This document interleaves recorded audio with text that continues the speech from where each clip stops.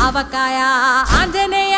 కథ మొదలెట్టినాడు చూడరయ్యా శక్తినంతా కూడగట్టి చెట్టు దులిపినాడు అంజయ్య ఎర్ర ఛాయ కోతి అవతార వెంటమాయ కత్తి సేత పట్టకుండా కాయ కోసినాడు కపిలయ్య